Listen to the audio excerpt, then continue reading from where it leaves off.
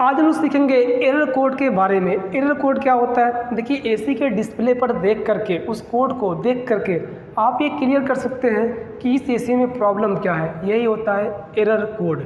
तो ये जो एरर कोड है, ये आज लेके आया हूँ मैं, गोदरेज कंपनी का एरर कोड।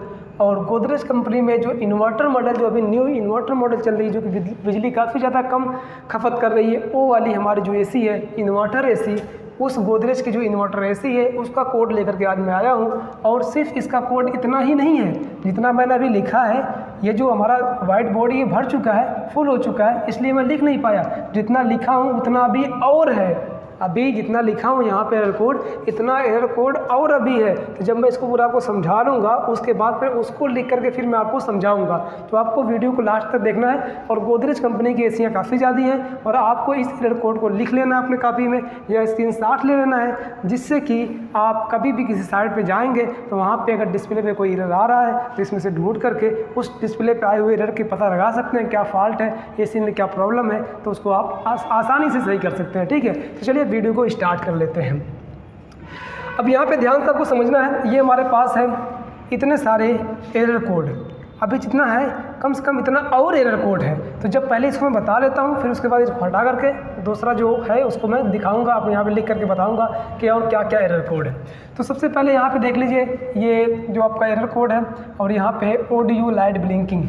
इसमें जो आउटडोर में स्प्लिट एसी के आउटडोर में जो पीसीबी लगी होती है ना, उसमें एक लाइट होती है जो कि ब्लिंक करती है, और उस लाइट की ब्लिंकिंग से भी पता लगा लेंगे, और ये जो हमारा एरर कोड है इसके ज़रिए से भी पता लगा लेंगे। तो किसी में एरर कोड नहीं आता, लाइट की ब्लिंकिंग आ जाती है, तो उस लाइट की ब्लिंकिंग से या फिर एरर कोड की मदद से हम ये जान सकते हैं कि इस एसी में प्रॉब्लम क्या है। तो सबसे पहला हमारा जो एरर कोड है वो है E1। अगर E1 डिस्प्ले पर आता है या फिर डिस्प्ले पे कुछ नहीं आता है, एसी नहीं चल रही है, तो उसके आउटडोर में जाना है। आउटडोर के ऊपर क्या जाना है? आउटडोर में। आउटडोर स्प्लिट एसी के ऑडियो में जाना, मतलब आउटडोर में जाना है, और वहाँ पे उसका कवर हटा करके देखना है पीसीबी में जो लाइट ब्लिंक कर रही है, वो लाइट कितनी बार ब्लिंक कर रही है। तो उस लाइट को देखना है। अगर लाइट आपकी 26 बार ब्लिंक कर रही है, या तो E1 लिख रहा है या 26 बार ब्लिंक कर रही है लाइट आउटडोर में जो पीसीबी लगी उसमें, तो इसका मतलब हो जाएगा कि blower fan motor problem. Blower fan motor मतलब इंडोर में जो फैन मोटर लगा है ना, evaporator fan motor, blower fan motor जो भी है, इंडोर में जो फैन मोटर लगा हुआ है, वो जो हमारा ब्लोअर फैन मोटर है वो ख़राब हो चुका है, या फिर उसका तार कट गया है, या उसका जैक निकल चुका है, या जैक सही से नहीं लगा है, या पीसीबी सप्लाई नहीं दे रही है। तो इसमें से जो भी प्रॉब्लम हो वहाँ पे जा करके चेक करके आप उसको सही कर सकते हैं। क्लियर, एक हमारा फाइंड क्लियर हो गया।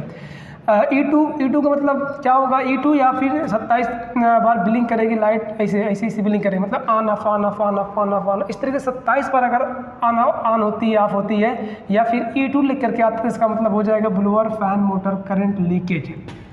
ब्लोअर फैन मोटर के अंदर या तो उसकी वाइंडिंग शॉर्ट हो चुकी है, मोटर शॉर्ट हो चुका है, या फिर कोई तार जो उसका है वो कहीं बॉडी से टच हो रहा है और छिला हुआ, या फिर उसका इंसुलेशन ख़त्म हो गया है, ख़राब हो चुका है, और वो बॉडी में टच है तो थोड़ा बहुत करंट लीक हो रहा है। तो वहाँ पे भी आपका जो पीसीबी है ये सप्लाई बंद कर देगी एसी को देना, और तुरंत डिस्प्ले पे E2 या फिर पीसीबी में 27 बार लाइट ब्लिंक होने लगेगी। और आपको ये पता लगाना है कि भाई फॉल्ट क्या, तो आपको वो बता रहा है कि ब्लोअर फैन मोटर में ही प्रॉब्लम है, वहाँ जाके आपको सही तरीके से चेक करना होगा। तो आप चेक कर लेंगे, वहाँ पर जो भी रहेगा उसको सही कर लेंगे। क्लियर।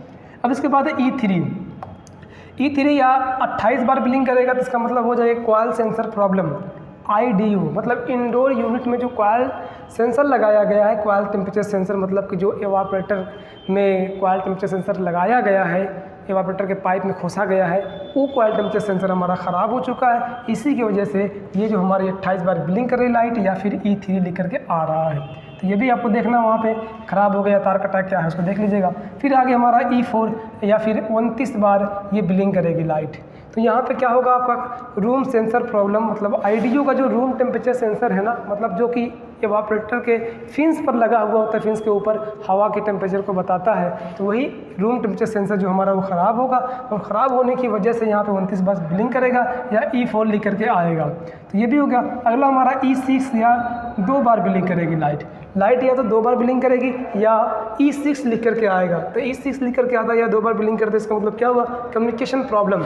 जो उसमें कम्युनिकेशन वायर लगाया गया है, इनडोर और आउटडोर के बीच में जो वायर लगाया गया है ना, उसमें वायर ख़राब हो गया होगा, या कनेक्शन सही से नहीं किया गया होगा, लूज होगा कनेक्शन, या फिर ज्वाइंट जहाँ पे किए हैं वहाँ पे कार्बन आ गया होगा।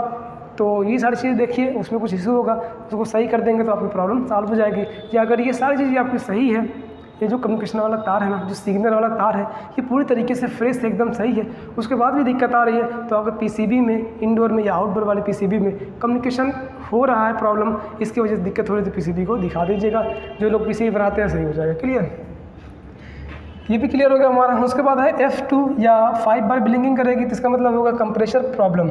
कंप्रेसर में प्रॉब्लम होने की वजह से, या उस पर सप्लाई ना आने की वजह से, या उसके तार खराब होने की वजह से, या उसके शॉर्ट होने की वजह से कंप्रेसर के, ये प्रॉब्लम आपका आएगा कि यहाँ पे जो लिखेगा 5 टाइम या तो ब्लिंकिंग करेगा लाइट आउटडोर का जो पीसीबी उसमें, या फिर F2 लिख करके आएगा। तो इससे आप पता कर लेंगे कि कंप्रेसर में ही इशू है कहीं पे, उसको देखेंगे जाके। आगे हमारा है F5 या फिर 8 बार ब्लिंक करेगी लाइट हमारी। इसका मतलब क्या होगा, डिस्चार्ज टेम्परेचर सेंसर प्रॉब्लम। मतलब कहाँ लगा होता है, ODU में, मतलब आउटडोर यूनिट में। आउटडोर में जो हमारा डिस्चार्ज टेम्परेचर सेंसर, देखिए कंप्रेसर जो हमारा होता है ना, उस कंप्रेसर के डिस्चार्ज लाइन पे भी एक सेंसर लगा हुआ होता है। तो वो सेंसर जब कभी ख़राब हो जाएगा तब हमारा क्या होगा, हमारी AC नहीं चलेगी और 8 बार ब्लिंक लाइट करेगी पीसीबी की, या फिर F5 डिस्प्ले पर लिख करके आएगा। तो इसका मतलब समझ जाएंगे कि डिस्चार्ज टेम्परेचर सेंसर ही ख़राब हुआ, या उसका तार कटा है, या जो भी कुछ है वहाँ पर चेक कर लेंगे। ठीक है, आगे हमारा है F6।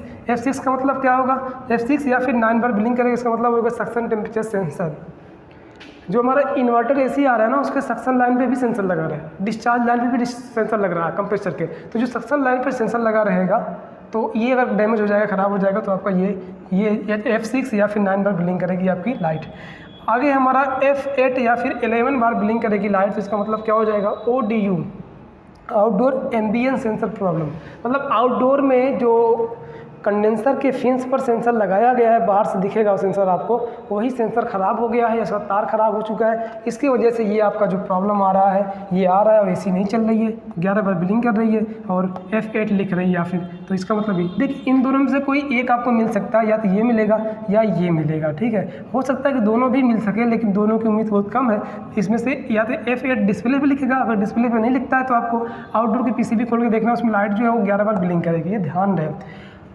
यही जो जी मैंने अभी आपको बताया, यही चीज़ सब पे डिपेंड कर रही है। जो आपने बताया, अभी मैंने बताया, या तो ये करेगा या ये, मतलब ये डिस्प्ले दिखाएगा या फिर ब्लिंक करेगी लाइट। और आगे हमारा है F9 या फिर 12 बार लाइट हमारी ब्लिंक करती है, तो ODU DC condenser motor problem. ODU DC condenser motor मतलब क्या समझ रहे हैं? इसका मतलब ये है कि जो हमारे आउटडोर यूनिट में कंडेंसर फैन मोटर लगाया गया है, वो DC लगाया गया है, और वही कंडेंसर फैन मोटर हमारा ख़राब है, तार कटा है, सप्लाई नहीं जा रही है, इसी की वजह से ये प्रॉब्लम हो रही है। तो उस कंडेंसर फैन मोटर को चेक करिए, क्या प्रॉब्लम है, कैसे क्या है, ख़राब हो गया है, जल गया है। उसके बाद ये आपका जो प्रॉब्लम है सही हो जाएगा। मतलब सही करने के बाद उसको समझ जाएंगे ना कि यहाँ ODU जो हमारा DC कंडेंसर फैन मोटर है वही हमारा ख़राब है, तो उसको हम लोग चेंज कर देंगे, हमारी जो प्रॉब्लम है वो सॉल्व हो जाएगी। क्लियर, अभी हमने इतना बताया है। अभी मैं यहाँ पे जो और भी कुछ क्या मतलब इतना ही लगभग अभी भी कुछ कोडिंग बचे हुए हैं, उसको भी बता देता हूँ। इसी कोडिंग है और मैं बता देता हूँ, ताकि कभी उनमें से भी या इसमें से भी कोई भी प्रॉब्लम आता है तो वहाँ पे देख करके एरर कोड में समझ सकते हैं कि हाँ हमारे गोदरेज के इन्वर्टर AC में प्रॉब्लम क्या है। तो चलिए इसको लिख लेते हैं, फिर मैं आपको बताता हूँ। इसका स्क्रीनशॉट ले लो।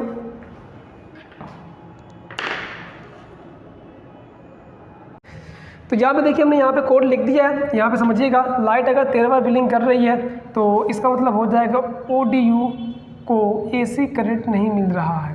मतलब आउटडोर यूनिट को जो न्यूट्रल और फेज की सप्लाई जानी चाहिए ना, वो सप्लाई नहीं जा रही। कम्युनिकेशन तो जा रहा है लेकिन न्यूट्रल फेज की सप्लाई नहीं जा रही है, इसकी वजह से हमारी AC नहीं चल पा रही है।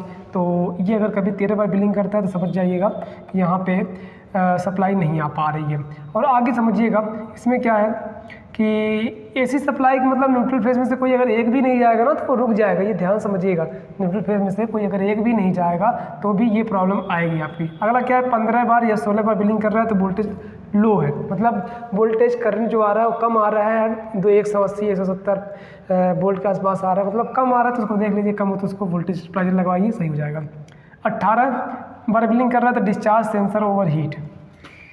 डिस्चार्ज जो सेंसर लगा हुआ कंप्रेसर के ऊपर आउटडोर में वो ज़्यादा हीटअप हो जा रहा है, इसको बार बार ट्रिप करने की वजह से अब ट्रिप होने के बाद ये एरर आपका आ जाएगा। तो ज़्यादा हीटअप होने की वजह से सर्विस नहीं कराई गई, इसकी वजह से भी ज़्यादा हीटअप हो सकता है या ओवर गैस चार्जिंग कर दी गई तभी होगा। और आगे यहाँ पे है अब ये ब्लिंकिंग खत्म हो चुका है, ब्लिंकिंग काम खत्म। अब यहाँ पर डिस्प्ले पे देखना है आपको, डिस्प्ले पे ये चीज़ जाएगी E1।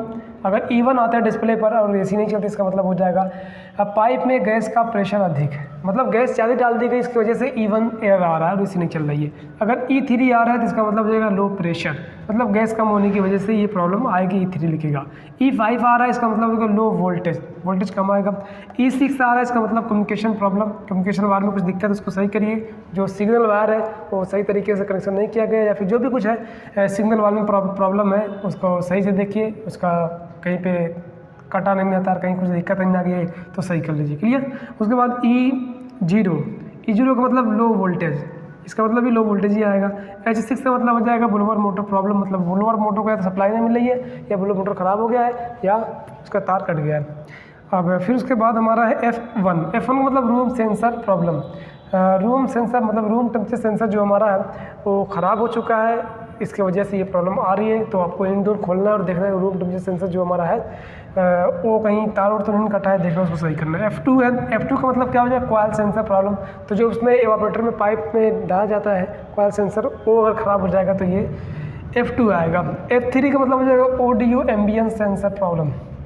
आउटडोर में जो कंडेंसर पे एक सेंसर लगा होता है उसके फिन्स पर, तो वहाँ पे वो सेंसर ख़राब होने की वजह से ये प्रॉब्लम आपकी आएगी कि F3 लेकर के आएगा। F5 आ रहा है, इसका मतलब है डिस्चार्ज सेंसर प्रॉब्लम, मतलब जो कंप्रेसर में डिस्चार्ज लाइन है ना कंप्रेसर की, वहाँ पे जो सेंसर लगा है उसमें प्रॉब्लम रहेगा, तो फिर ये F5 आएगा। और लास्ट हमारा है H3 का मतलब हो जाएगा कंप्रेसर ओवरलोड। कंप्रेसर ओवरलोड कब होता है? जब उस पर गैस ज़्यादा चार्ज कर दी जाती है या फिर वोल्टेज वगैरह भी कम रहेंगे तभी ओवरलोड होगा। तो ओवरलोड होने की कंडीशन में यहाँ पे क्या होगा कि हमारा जो यहाँ पे H3 एरर आ जाएगा। इसका मतलब समझ जाएंगे कि हमने गैस इसमें ज़्यादा चार्ज कर दिया है, कंप्रेसर के ऊपर लोड ज़्यादा पड़ रहा है, इसकी वजह से यहाँ पे AC बंद हो जा रही है और यहाँ पे H3 एरर आ रहा है। तो आपने ये जो गोदरेज कंपनी जो हमारी ये इन्वर्टर AC बनाती है उसका जो भी कोड था हमने आपको बता दिया।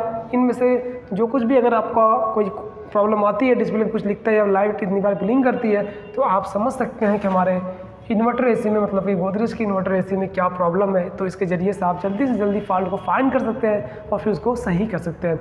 तो बस दोस्तों आज के लिए इतना ही। और एक चीज़ मैं आपको बता दूं कि जो हमारा करीम टेक्निकल इंस्टीट्यूट है, यहाँ पे AC, fridge, washing machine, geyser, RO और हाउस वायरिंग की ट्रेनिंग दी जा रही है। जिन लोगों को भी इन सारे कामों को सीखना है तो लोग आकर के यहाँ पे अच्छी तरीके से ट्रेनिंग ले करके फील्ड में जा करके फील्ड में अच्छी तरीके से काम को कर सकते हैं और ढेर सारा पैसा कमा सकते हैं। तो दोस्तों अगर चाहते हैं आप लोग भी आना तो यहाँ पे काफ़ी कम फीस में और अच्छी फैसिलिटी आपको दी जा रही है।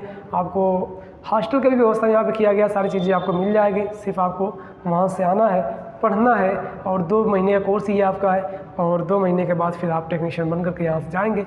तो दोस्तों अगर आपको आना है, कोर्स को करना है, अगर सीखना है ये सारे काम तो आप आ सकते हैं। और ये इंस्टीट्यूट है यूपी आजमगढ़ महाराजगंज में। अभी 20% का छूट भी चल रहा है, मतलब कि 16,000 रुपये फ़ीस थी, इस टाइम 12,800 में आपका जो कोर्स है ये पूरा कंप्लीट हो जाता है। तो अगर आप इस काम को सीखना चाहते हैं तो आ सकते हैं। तो बस आज के लिए इतना है।